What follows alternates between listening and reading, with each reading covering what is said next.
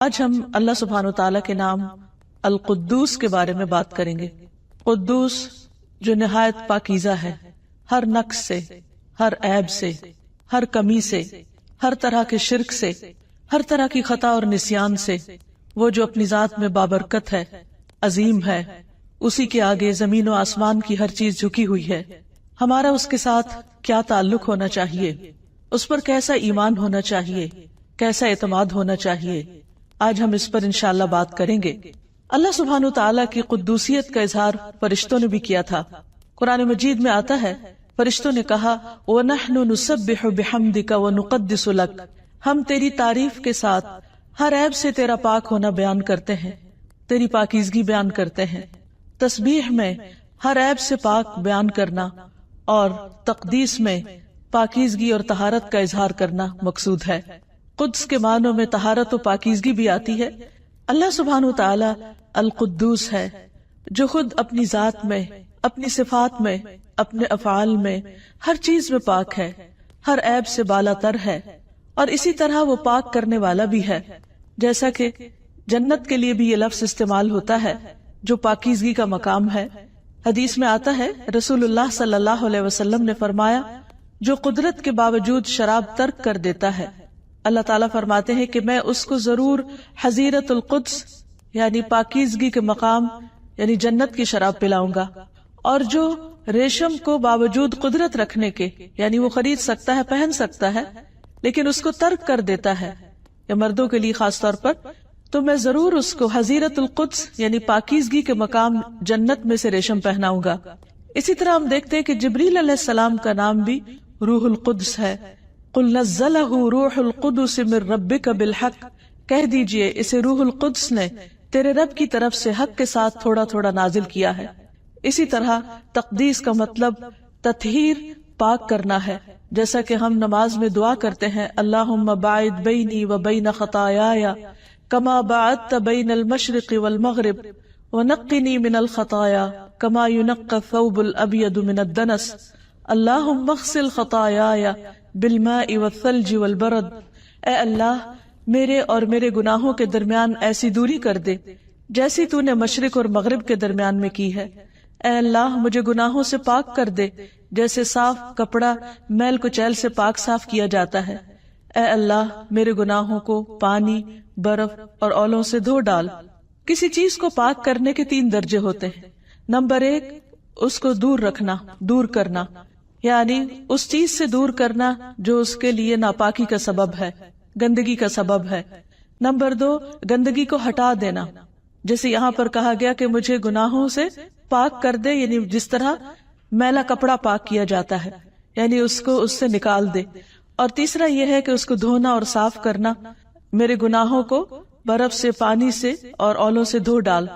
تو اسی طرح اللہ سبحانہ وتعالیٰ سے ہم دعا کرتے ہیں کہ وہ ہمارے گناہوں کو دھو ڈالے اور ہمیں ہر طرح کے عیب اور ان چیزوں سے بچائے جو ہمارے لیے دنیا اور آخرت میں شرمندگی کا باعث بننے والے ہوں۔ اسی طرح اس لفظ کے معنی میں برکت اور خیر کثیر بھی آتا ہے، جیسے ارض مقدس کو ارض مبارکہ بھی کہا گیا ہے، یعنی وہ جگہ جہاں اللہ سبحانہ وتعالیٰ نے بہت برکتیں رکھ دی، جس کا ذکر قرآن مجید میں بھی آتا ہے، سبحان الذی اسرا بعبدہ لیلا من المسجد الحرام الی المسجد الاقصی الذی بارکنا حولہ، پاک ہے وہ جو رات کے ایک حصے میں اپنے بندے کو حرمت والی مسجد سے بہت دور کی اس مسجد تک لے گیا جس کے ارد گرد کو ہم نے برکت دی ہے۔ تو وہ جگہ مبارک ہے اور اس کو ارض مقدس بھی کہا گیا۔ تو تقدیس جو ہے وہ برکت کے معنوں میں بھی استعمال ہوتا ہے، یعنی اللہ سبحانہ وتعالیٰ کی ذات بابرکت ہے اور برکتیں عطا کرنے والی بھی۔ قرآن مجید میں اللہ سبحانہ وتعالیٰ کے اس نام کا 2 بار ذکر آیا ہے، ایک تو هو اللہ الذی لا الہ الا هو الملک القدوس، الملک القدوس السلام المؤمن المہیمن العزیز الجبار المتکبر سبحان اللہ عما یشرکون، وہ اللہ ہی ہے جس کے سوا کوئی معبود نہیں، وہ بادشاہ ہے نہایت پاک، سلامتی والا، امن دینے والا، نگہبان، سب پر غالب، اپنی مرضی چلانے والا، بے حد بڑائی والا، پاک ہے اللہ اس سے جو وہ شریک ٹھہراتے ہیں۔ اور دوسرے سورۃ الجمعہ میں یسبح للہ ما فی السماوات وما فی الارض الملک القدوس العزیز الحکیم، آسمانوں اور زمین میں موجود تمام مخلوق اس کی تسبیح کر رہی ہے، جو بادشاہ ہے، مقدس ہے، غالب ہے، حکمت والا ہے۔ یہاں ایک خاص قابل ذکر بات یہ ہے کہ دونوں جگہ پر اللہ سبحانہ وتعالی کا یہ نام الملک کے ساتھ آیا ہے کہ وہ حقیقی بادشاہ ہے، سب سے بڑا ہے، سارے اختیارات کا مالک ہے، لیکن اس کے ساتھ ساتھ نہایت پاکیزہ ہے اور پاکیزگی بخشنے والا ہے۔ اسی طرح احادیث میں بھی اس نام کا ذکر آتا ہے، جس کا آگے جا کر ہم انشاءاللہ ذکر کریں گے۔ تو یہاں پر خاص طور پر جو چیز ہمیں سمجھنی چاہیے وہ یہ کہ انسان ہمیشہ سے اپنی فطرت میں خیر پسند ہے۔ اللہ سبحانہ تعالیٰ نے اس کو خیر اور بھلائی پر پیدا کیا، اس لیے انسان اپنی ذات میں اس بات کا تقاضا کرتا ہے کہ وہ کسی ایسی ہستی کو جانے جو ہر عیب سے پاک ہو۔ انسان اپنی ذات میں پرفیکشن کی تلاش میں ہوتا ہے اور وہ بندوں کے اندر یہ صفات ڈھونڈتا ہے کہ ایسے بندوں سے اس کا تعلق ہو جن کے اندر کوئی عیب نہ ہو، کوئی خطا نہ ہو، کوئی غلطی نہ ہو، کوئی کمی کوتاہی نہ ہو۔ لیکن حقیقت یہ ہے کہ یہ ساری صفات تو صرف اللہ سبحانہ تعالیٰ کے اندر ہی ہیں۔ اس لیے جب انسان کا تعلق اللہ تعالیٰ سے صحیح طور پر نہیں ہوتا، وہ اللہ تعالیٰ کو نہیں پہچانتا، تو پھر دنیا میں جب وہ صفات لوگوں کے اندر یا مخلوق کے اندر تلاش کرتا ہے تو اس کو مایوسی ہوتی ہے اور یہ چیز اس کے لیے پریشانی کا باعث بنتی ہے۔ تو اللہ سبحانہ تعالیٰ نے اپنے بندوں کو مایوس نہیں کیا، اس نے قرآن مجید میں اور نبی صلی اللہ علیہ وسلم کی زبان سے اپنا ایسا تعارف کروایا کہ جس سے ہمیں پتہ چلتا ہے کہ وہی وہ رب ہے جو ہر طرح سے پاک ہے، ہر طرح کے نقائص سے، ہر طرح کے شرک سے، ہر طرح کی کمزوریوں سے، ہر طرح کی بھول چوک سے، اور یہ صرف اسی کی ذات ہو سکتی ہے۔ اس لیے جب انسان دنیا سے پریشان ہوتا ہے اور لوگوں کی بہت سی چیزوں سے اس کو مایوسی ہوتی ہے تو پھر وہ اللہ سبحانہ تعالیٰ کی طرف رجوع کرتا ہے، اور جب انتہائی پاکیزگی کے تصور کے ساتھ اس کی طرف راغب ہوتا ہے تو حقیقی معنوں میں اس کے دامن میں پناہ لیتا ہے۔ پھر یہ کہ اللہ سبحانہ تعالیٰ بندوں کو پاک بھی کرتا ہے۔ بندہ اپنے آپ کی پاکی کتنی بھی بیان کرے لیکن اللہ سبحانہ تعالیٰ نے اسے منع بھی کیا ہے، اور ایسا ممکن بھی نہیں۔ اللہ تعالیٰ فرماتے ہیں أَلَمْ تَرَ إِلَى الَّذِينَ يُزَكُّونَ أَنفُسَهُمْ بَلِ اللَّهُ يُزَكِّي مَن يَشَاءُ وَلَا يُظْلَمُونَ فَتِيلًا۔ کیا تم نے ان لوگوں کو نہیں دیکھا جو اپنے آپ کو پاک کہتے ہیں؟ بلکہ اللہ پاک کرتا ہے جسے چاہتا ہے۔ یعنی کوئی بھی اپنی پاکی دامن کے دعوے نہ کرے، کیونکہ ہر انسان خطا کار ہے اور اس سے غلطیاں ہوتی ہیں اور دن رات گناہ کرتا ہے انسان، تو اس لیے کوئی بھی یہ نہیں کہہ سکتا کہ میں معصوم ہوں یا میں ہر گناہ سے پاک ہوں۔ اللہ سبحانہ تعالیٰ جس کو پاک کرے اور گناہوں کے بعد جس کی توبہ قبول کر لے اور جس کی خطائیں اس سے دور کر دے، جیسے کہ ہم دعا کرتے ہیں ہر نماز میں کہ اللہ تعالیٰ تو ہماری خطاؤں کو دھو ڈال، تو جب انسان اپنی ان خطاؤں کے دھونے کی اللہ سبحانہ تعالیٰ سے دعا کرتا ہے تو اللہ تعالیٰ ہی اس کو پاک کرتا ہے اور پھر نتیجتاً اس کو آخرت کی پکڑ سے بچاتا ہے۔ پھر یہ بات بھی یاد رہے کہ جو اللہ تعالیٰ کی پاکی بیان کرے گا اللہ تعالیٰ اس کو پاک کرے گا۔ ابو برزہ اسلمی کہتے ہیں کہ رسول اللہ صلی اللہ علیہ وسلم اپنے آخری ایام میں جب کسی مجلس سے اٹھتے تو یہ کلمات کہتے، سبحانک اللہم و بحمدک اشہد ان لا الہ الا انت استغفرک و اتوب الیک۔ تو ایک آدمی نے آپ سے پوچھ لیا کہ اے اللہ کے رسول صلی اللہ علیہ وسلم، آپ آج کل وہ کلمات کہتے ہیں جو آپ نے پہلے کبھی نہیں کہے۔ آپ نے فرمایا یہ اس چیز کے کفارے کے لیے ہے جو مجلس میں ہو جاتی ہے۔ جیسا کہ سب جانتے ہیں کہ جب بھی کچھ لوگ اکٹھے ہو کر بیٹھتے ہیں تو ضروری نہیں کہ اس مجلس میں کوئی خطا نہ ہو، کوئی غلطی نہ ہو، اور بعض اوقات انسان جب کسی مجلس سے اٹھتا ہے تو ایک بوجھل دل کے ساتھ بھی اٹھتا ہے۔ جب انسان بات چیت میں مشغول ہوتا ہے یا ہنسی مذاق میں یا ایک دوسرے کے ساتھ کسی بھی قسم کی گفتگو میں، تو اس وقت اس کو پتہ نہیں چلتا، لیکن اٹھنے کے بعد اس مجلس کے ختم ہونے کے بعد بعض اوقات دل پر بوجھ سا رہ جاتا ہے۔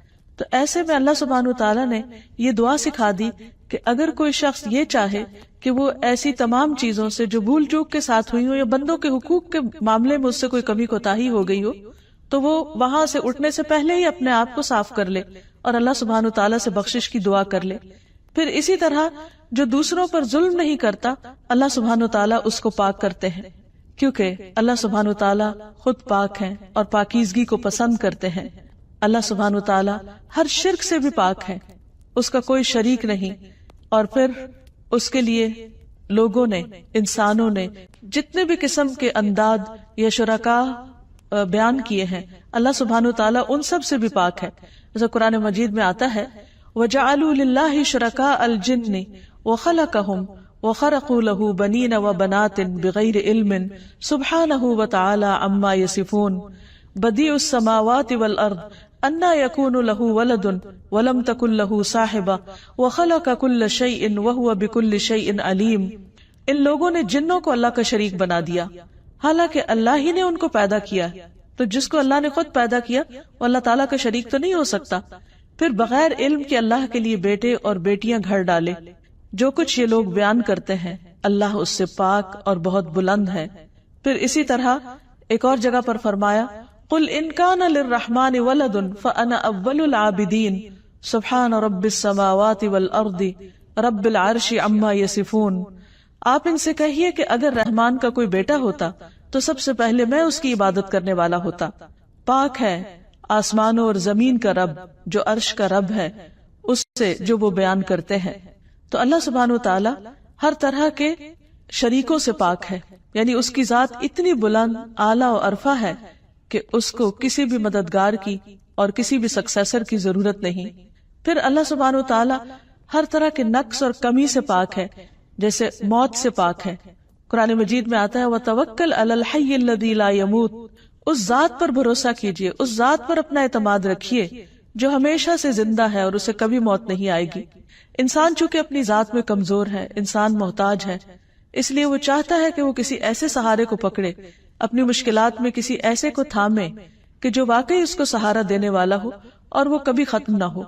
انسان جب انسانوں کے اندر ایسے سہارے تلاش کرتا ہے، انسانوں کے اندر ایسے مددگار چاہتا ہے، تو ظاہر ہے کہ انسان تو کمزور ہے. دنیا کی ہر چیز فنا ہونے والی ہے، اس لیے انسان اگر ان میں سے کسی بھی چیز کے اوپر بھروسہ کرتا ہے تو وہ ایک نہ ایک دن سب ختم ہونے والے ہیں.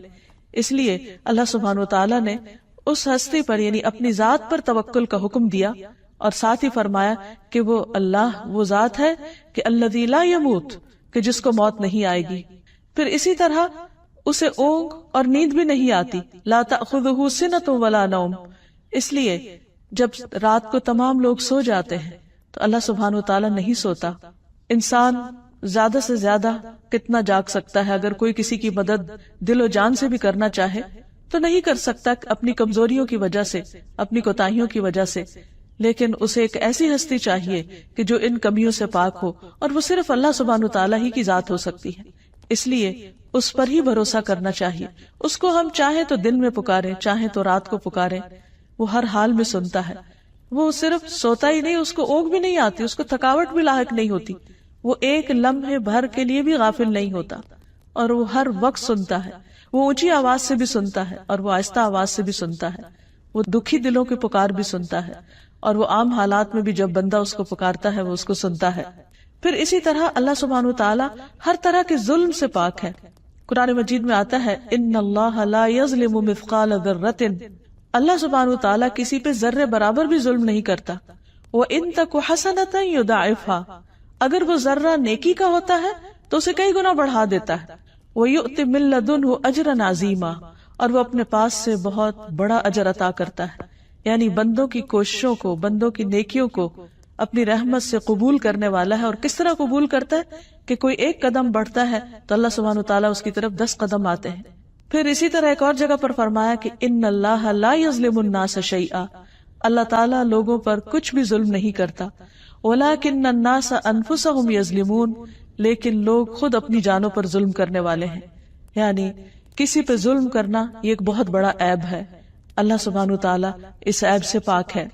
رسول اللہ صلی اللہ علیہ وسلم نے فرمایا بے شک اللہ تعالیٰ کسی مومن سے ایک نیکی کا بھی ظلم نہیں کرے گا. یعنی اگر کسی نے کسی وقت چھوٹی سی بھی کوئی کوشش کی ہے تو اس کو بھی قبول کرتا ہے اور اس کو ضائع نہیں کرتا. بعض اوقات ہم بہت دعائیں مانگتے ہیں اور ہماری دعائیں سنی نہیں جاتی، یا بعض اوقات ہم بہت عبادت کرتے ہیں یا صدقہ خیرات کرتے ہیں اور اس کے بدلے میں ہم چاہتے ہیں کہ ہمارا کوئی کام ہو جائے یا جو دعا ہم کر رہے ہیں وہ قبول ہو جائے، لیکن نتائج ہماری مرضی کے خلاف آتے ہیں. تو اس وقت انسان سمجھتا ہے کہ شاید اس کی دعا قبول نہیں کی گئی، یا اللہ تعالیٰ نے اس کی نیکی کو قبول نہیں کیا، یا اللہ تعالیٰ اس کی سن نہیں رہا. ایسا نہیں ہوتا. جیسا کہ حدیث سے پتہ چلتا ہے کہ اللہ سبحانہ وتعالیٰ سنتا تو ضرور ہے، ہاں قبولیت کے طریقے مختلف ہیں. ایک تو یہی ہے obviously کہ انسان جو مانگے وہی اس کو مل جائے، لیکن ہمیشہ ایسا نہیں ہوتا، کیونکہ ایک ہماری چاہت ہوتی ہے اور ایک اللہ سبحانہ وتعالیٰ کی. اور اللہ سبحانہ وتعالیٰ صرف ہمیں دیکھ کر ہمارے لیے فیصلہ نہیں کرتا، وہ سارے کائنات کو سامنے رکھ کر ہر ایک کو اس کا حق دیتا ہے. بعض اوقات ایک چیز کو ہم اپنے طور پر اپنے لیے بہت اچھا سمجھ رہے ہوتے ہیں، حالانکہ اللہ سبحانہ وتعالیٰ کے نزدیک وہ ہمارے لیے بہتر نہیں ہوتی. تو بعض اوقات تو اللہ تعالیٰ جو مانگتے ہیں وہ دے دیتا ہے، لیکن بعض اوقات وہ نہیں دیتا مگر ضائع کچھ نہیں کرتا، ظلم نہیں کرتا. ایک نیکی جو انسان کرتا ہے اس میں بھی کمی نہیں کرتا، اور وہ اس کی بجائے اس سے کوئی مصیبت ٹال دیتا ہے. یعنی بعض اوقات انسان ایک چیز مانگ رہا ہوتا ہے، لیکن اگر وہ اس کو مل جائے تو شاید اس سے کچھ فائدہ نہ اٹھا سکے کسی اور حادثے کی وجہ سے یا پریشانی کی وجہ سے. تو اللہ تعالیٰ اس کے بدلے میں اس کو ایسی مصیبت اور ایسی پریشانی سے بچاتے ہیں کہ جس کا اس انسان کو خود بھی نہیں پتا ہوتا کہ وہ آگے آ رہی ہے. اسی طرح بعض اوقات نہ تو دعا قبول ہوتی ہے اس طرح جس طرح ہم چاہتے ہیں، اور نہ ہی کوئی پریشانی ٹلتی ہے، بلکہ اللہ تعالیٰ ان سب دعاؤں کا جواب آخرت کے لیے ذخیرہ کر دیتا ہے. اور وہ دن ہوگا جب انسان ایک ایک ذرے جیسی نیکی کا بھی محتاج ہوگا. بعض اوقات انسان ویسے کوئی خاص عبادت نہیں کرتا، لیکن مشکل پڑنے پر اللہ تعالیٰ کی طرف ضرور رجوع کرتا ہے، خوب دعائیں کرتا ہے. اب اللہ تعالیٰ کو پتا ہے کہ اس بندے کا آخرت کے لیے اپنا خزانہ خالی ہے، اس کے پاس وہ اعمال نہیں ہیں کہ جو اسے کل کام آنے والے ہیں، اور وہ اس کی طرف توجہ بھی نہیں دے رہا، مثلا نماز ہی نہیں پڑھ رہا یا کوئی اور اچھے کام جو اللہ تعالیٰ نے اس سے کہے وہ کر ہی نہیں رہا. اب اللہ تعالیٰ اس کے اوپر کوئی ایسی مشکل ڈالتا ہے تاکہ وہ دعائیں کرے، وہ کمی کوتاہی جو اس سے ہوئی ہے دوسرے فرائض کو چھوڑ کر، تو وہ ان دعاؤں کے ذریعے پوری ہو جائے. اور پھر انسان دعائیں کرتا چلا جاتا ہے. ان دعاؤں کی برکت سے اس کے اعمال کی اصلاح بھی ہوتی، اس کا دل نرم ہوتا ہے، کیونکہ مشکلات انسان کے اندر ایک نرمی پیدا کرتی. جب وہ دل کی نرمی آتی ہے تو پھر انسان اور اللہ تعالیٰ کی طرف رجوع کرتا ہے. بعض اوقات انسان عیش و عشرت میں، آرام میں، سکون میں، خوشحالی میں اللہ کی طرف راغب نہیں ہوتا، لیکن جب اس کے اوپر کوئی تکلیف آتی ہے تو ضرور اللہ کو پکارتا ہے، اور جب وہ اللہ تعالیٰ کو پکارتا ہے تو اللہ کے قریب ہوتا ہے. اور اللہ تعالیٰ اپنے بندے پر شفقت کرتے ہوئے، مہربانی کرتے ہوئے یہ چاہتا ہے کہ بندہ اس کی طرف راغب ہو. اور انسان سمجھتا ہے کہ شاید یہ تکلیف اللہ کی ناراضگی کا سبب ہے، حالانکہ یہ بلیسنگ ان ڈسگائز ہوتا ہے کہ اللہ تعالیٰ تکلیف میں ڈال کے بندے کی بھلائی چاہ رہا ہوتا ہے کہ وہ پلٹ آئے. اور جیسے ایک اور روایت میں آتا ہے کہ بعض اوقات انسان کے اعمال ایسے نہیں ہوتے کہ جو اسے ایک خاص مقام تک پہنچا سکے، تو اللہ تعالیٰ انسان کو کسی آزمائش میں مبتلا کرتا ہے تاکہ وہ اس آزمائش میں صبر کر کے اور دعا کر کے اس درجے تک پہنچ جائے جس پر اللہ تعالیٰ اس کو پہنچانا چاہتا ہے. اس لیے انسان اگر اللہ تعالیٰ پر اعتماد کرے کہ اس کے ہر حال میں خیر ہے، اس کے اللہ تعالیٰ کے ہر فیصلے میں بھلائی ہے، اور بظاہر اگر نظر نہ بھی آ رہا ہو تو بھی جب یہ انسان سمجھ لیتا ہے کہ اللہ تعالیٰ پاک ہے، ہر عیب سے پاک ہے، ہر ظلم سے پاک ہے، تو پھر اسے اللہ کے فیصلوں کا یقین آنے لگتا ہے. پھر وہ اللہ تعالیٰ پر اپنے اعتماد کو بڑھا دیتا ہے، اور پھر اللہ تعالیٰ ہر طرح کے جھوٹ سے بھی پاک ہے. جیسے قرآن مجید میں آتا ہے وَمَنْ أَصْدَقُ مِنَ اللَّهِ حَدِيثًا، اور اللہ سے زیادہ بات میں کون سچا ہے، یعنی اللہ تعالیٰ کی بات سب سے سچی ہے. اگر اللہ تعالیٰ نے کسی بات پر اجر کا وعدہ کیا ہے تو وہ ضرور دے گا. اس لیے اللہ تعالیٰ پر اعتماد میں ہی انسان کے لیے خیر و بھلائی ہے، کیونکہ نبی صلی اللہ علیہ وسلم نے فرمایا اللہ تعالیٰ کسی مومن سے ایک نیکی کا بھی ظلم نہیں کرتا، یعنی ایک نیکی کا بھی حق نہیں مارتا. دنیا میں اس کا بدلہ اس کو عطا کیا جائے گا اور آخرت میں بھی اس کو جزا دی جائے گی. یعنی بعض اوقات ہم چاہتے ہیں کہ ہمیں کسی مخصوص شکل میں بدلہ ملے، لیکن اللہ تعالیٰ کے ہاں اس سے بہتر راستہ کوئی اور ہوتا ہے جس کے ذریعے وہ اس کو بدلہ دینا چاہتا ہے، مگر ہم اس کو نہیں سمجھ رہے ہوتے. اور اس کے برعکس کافر کو دنیا میں ہی بدلہ دے دیا جاتا ہے ان نیکیوں کا جو وہ اللہ کے لیے کرتا ہے، یہاں تک کہ جب آخرت میں فیصلہ ہوگا تو وہاں اس کے لیے کوئی نیکی نہ ہوگی جس کا اسے بدلہ دیا جائے. پھر اسی طرح اللہ سبحانہ وتعالیٰ اپنے وعدوں کی خلاف ورزی بھی نہیں کرتے، یعنی اس کے اندر یہ عیب بھی نہیں ہے. قرآن مجید میں آتا ہے وعد اللہ حقا ومن اصدق من اللہ قیلا، اللہ کا وعدہ سچا ہے اور اللہ سے زیادہ بات میں کون سچا ہو سکتا ہے. اس لیے انسان کو اس بات پر یقین رکھنا چاہیے کہ میرا رب اپنے وعدوں میں چونکہ سچا ہے، اس لیے اس کے وعدے پر اعتبار کرتے ہوئے جو اس کا حکم ہے میں اس کو مان لوں، تو اس میں میرے لیے خیر اور بھلائی ہی ہے۔ اب دیکھیے، ایک بندے کی نظر ہے جو کسی چیز کو اپنے لیے خیر و بھلائی سمجھتی، اور ایک اللہ سبحانہ و تعالیٰ کی نظر ہے جو بندے کے لیے بھلائی کو کسی اور چیز میں سمجھتا ہے۔ تو اب اس میں کہاں بندہ اور کہاں رب، کہاں ہماری عقل اور کہاں اللہ سبحانہ و تعالیٰ جو ہر عیب اور کمی سے پاک ہے، کس کی بات زیادہ سچی ہو سکتی ہے، کس کا وعدہ زیادہ سچا ہو سکتا ہے؟ اصل ضرورت اس چیز کی ہے کہ انسان اس پر اعتماد کرتے ہوئے اس کی طرف رجوع کرتا رہے۔ پھر یہ ہے کہ اللہ سبحانہ و تعالیٰ بھول چوک سے بھی پاک ہے۔ بندے بعض اوقات بہت سنسیئرلی اور بہت خیرخواہی کے ساتھ کسی کام کے کرنے کا آپ سے وعدہ کرتے ہیں، لیکن بعض اوقات بھول جاتے ہیں۔ اللہ سبحانہ و تعالیٰ نہیں بھولتا۔ قرآن مجید میں آتا ہے لا یضل ربی ولا ینسا، میرا رب نہ بھٹکتا ہے اور نہ بھولتا ہے، وہ اس کمی سے پاک ہے۔ اس لیے بندے کو ہمیشہ اس پر اعتماد کرنا چاہیے کہ اگر اس کی دعا نہیں سنی جا رہی یا اس کی دعا قبول نہیں ہو رہی تو اس میں اس کے لیے خیر و بھلائی ہے۔ اللہ تعالیٰ بھولے نہیں ہیں، وہ ضرور اس کا بدلہ اس کو دیں گے۔ پھر اسی طرح اللہ تعالیٰ فقر اور بخل سے بھی پاک ہے۔ قرآن مجید میں آتا ہے وَقَالَتِ الْيَهُودُ يَدُ اللَّهِ مَغْلُولَةٌ غُلَّتْ أَيْدِيهِمْ وَلُعِنُوا بِمَا قَالُوا بَلْ يَدَاهُ مَبْسُوطَتَانِ يُنْفِقُ كَيْفَ يَشَاءُ، اور یہود نے کہا کہ اللہ کا ہاتھ بندھا ہوا، یعنی اللہ بندوں کے اوپر خرچ نہیں کرتا۔ ان کے ہاتھ باندھے گئے اور ان پر لعنت کی گئی اس وجہ سے جو انہوں نے کہا، بلکہ اس کے دونوں ہاتھ کھلے ہیں، وہ خرچ کرتا ہے جیسے چاہتا ہے۔ اس لیے اللہ سبحانہ و تعالیٰ سے ہمیشہ خیر کی امید رکھنی چاہیے، اور انسان اگر سارے کے سارے اول و آخر بھی اللہ سبحانہ و تعالیٰ سے مانگے اور وہ سب کو عطا کرے تو بھی اللہ تعالیٰ کے خزانوں میں کسی قسم کی کوئی کمی نہیں آتی۔ پھر اسی طرح اللہ سبحانہ و تعالیٰ جیسا کوئی بھی نہیں۔ اللہ سبحانہ و تعالیٰ ہر ایک سے بڑا اور عظیم ہے، کیونکہ قدوس میں عظمت کا معنی بھی پایا جاتا ہے۔ پھر یہ کہ اللہ تعالیٰ کو کسی بھی چیز کی حاجت نہیں، کسی بھی چیز کی ضرورت نہیں، نہ اس کو کھانے کی ضرورت ہے، نہ اس کو آرام کی ضرورت ہے۔ پھر یہ کہ اس سے کوئی چیز چھپی ہوئی نہیں۔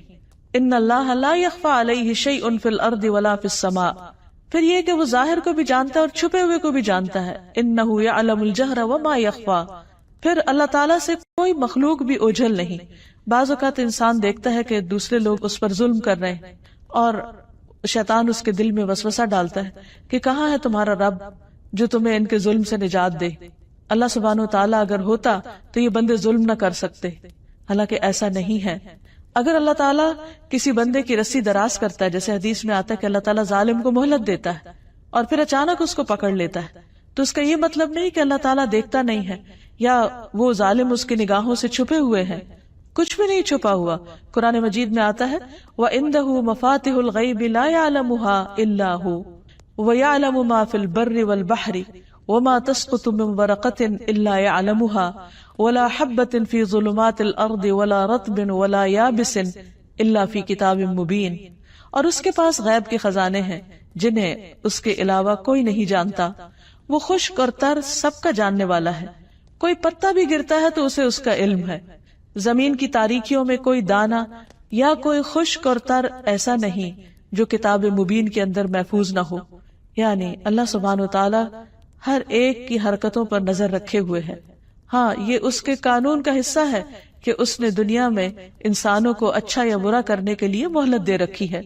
اس لیے کبھی اگر ایسے حالات ہوں تو انسان کو صبر کرنا چاہیے، انتظار کرنا چاہیے۔ اور دنیا میں ہم بہت دفعہ دیکھتے ہیں، جیسے اللہ تعالیٰ نے فرمایا وَتِلْكَ الْأَيَّامُ نُدَاوِلُهَا بَيْنَ النَّاسِ، کہ یہ دن ہم لوگوں کے درمیان پھیرتے رہتے ہیں، کبھی ایک کے حصے میں کوئی خیر آ جاتی ہے اور کبھی دوسرے کے حصے میں، اس لیے کہ دنیا امتحان کی جگہ ہے۔ اگر یہاں ہر چیز انسان کی مرضی کے مطابق ہو جائے تو پھر انسان کا امتحان ہی ختم ہو جائے۔ بعض اوقات اللہ سبحانہ تعالیٰ انسان کو نعمتیں دے کر آزماتا ہے اور بعض اوقات اس سے نعمتیں واپس لے کر آزماتا ہے، اور دونوں ہی حال امتحان کے ہیں۔ ہم عام طور پر یہ سمجھتے ہیں کہ شاید تکلیف کی حالت امتحان کی ہے اور نعمت کی نہیں، جبکہ دونوں ایکولی امتحان ہیں۔ ایک حالت میں یا دوسری حالت میں ہمارا اللہ سبحانہ تعالیٰ کے ساتھ کیسا تعلق رہا۔ پھر یہ کہ القدوس جو ہر عیب سے پاک ہے وہ کبھی غافل بھی نہیں ہوتا۔ قرآن مجید میں آتا ہے وَمَا اللَّهُ بِغَافِلٍ عَمَّا تَعْمَلُونَ، اللہ اس سے ہرگز غافل نہیں جو بھی تم کر رہے ہو، یعنی نعمتوں کی حالت میں جو کچھ کر رہے ہو یا نعمتوں کے جانے پر جو کچھ کر رہے ہو۔ تمہارے ریئیکشنز، تمہارے باتیں، تمہاری سوچیں، تمہارے معاملات، تمہارا طریقہ زندگی، سب کا سب اللہ سبحانہ وتعالیٰ کے علم میں ہے۔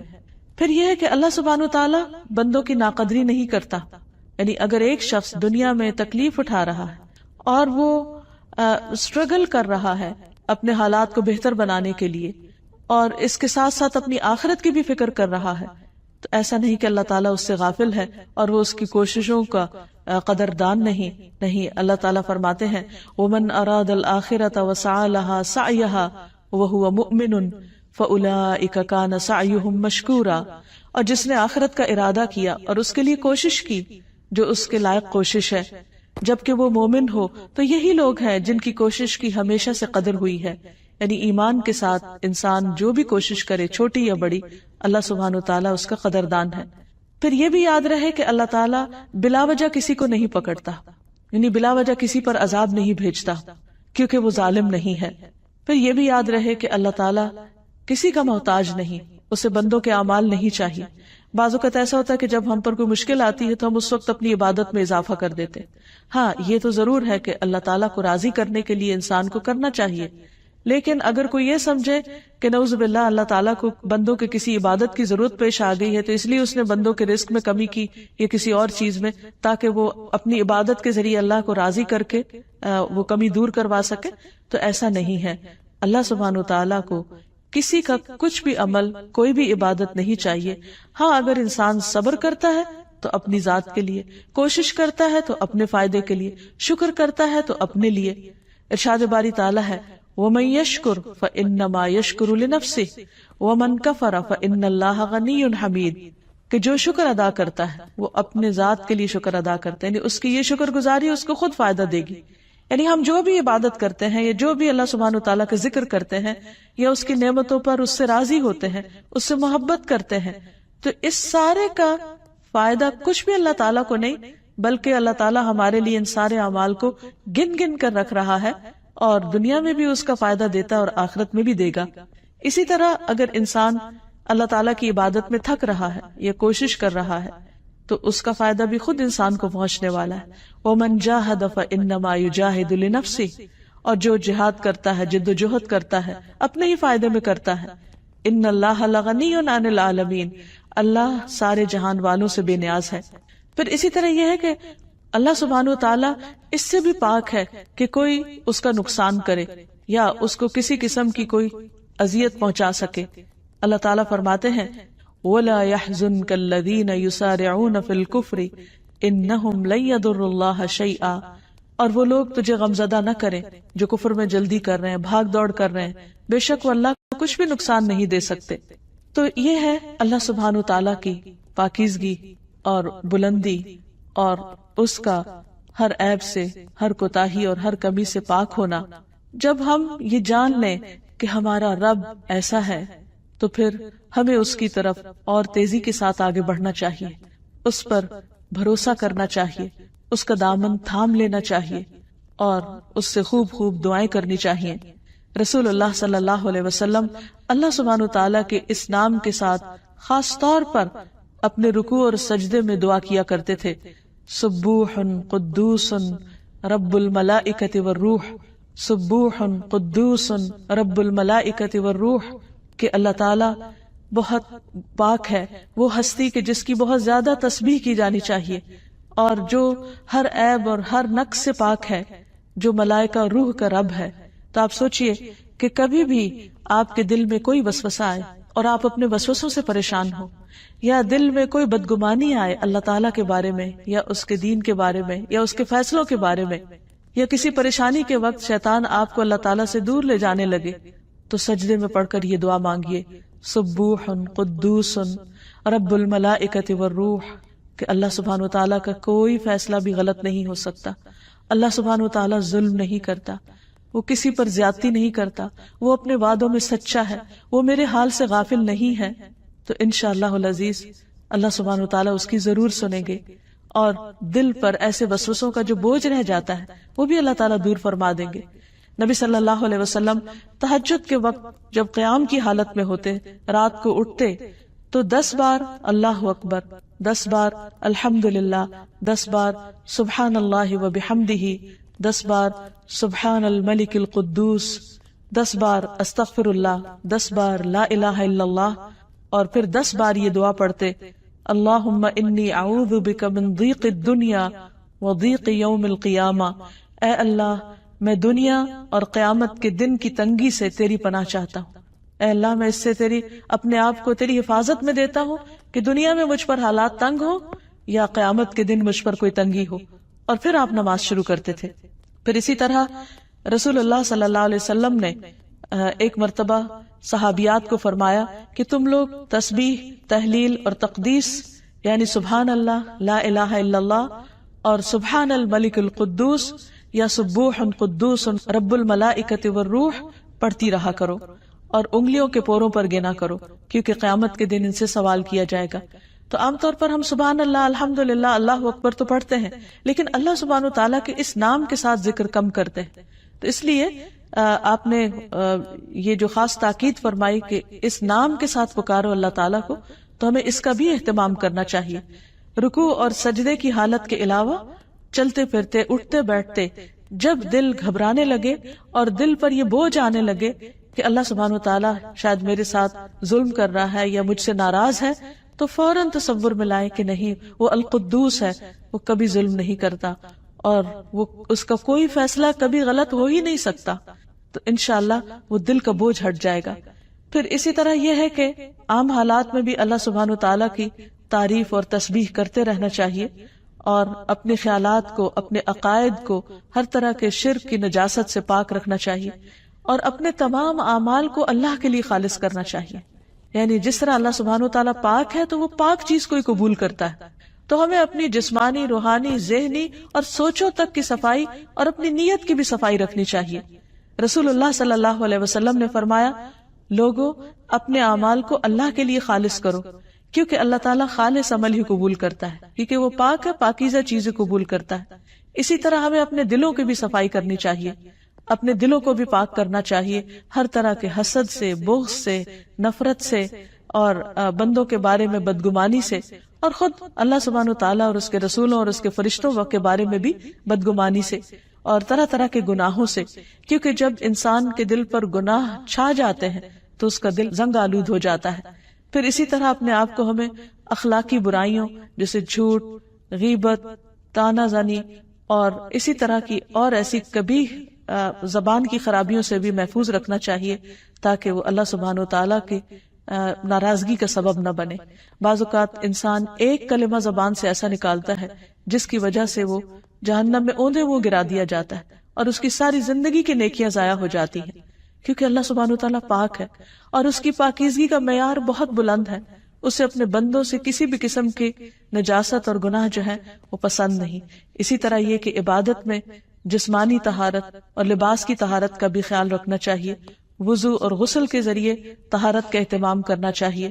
پھر مال میں پاکیزگی اختیار کرنی چاہیے، حلال طریقوں سے کمانا چاہیے، اور اس مال کی زکوٰۃ بھی ادا کرنی چاہیے۔ تو اللہ سبحانہ وتعالی ہمیں اس بات کی توفیق دے کہ ہم اس کے اس مقام کو سمجھیں اور اپنی زندگی میں بھی پاکیزگی لانے کی کوشش کریں۔ وآخر دعوانا ان الحمد للہ رب العالمین۔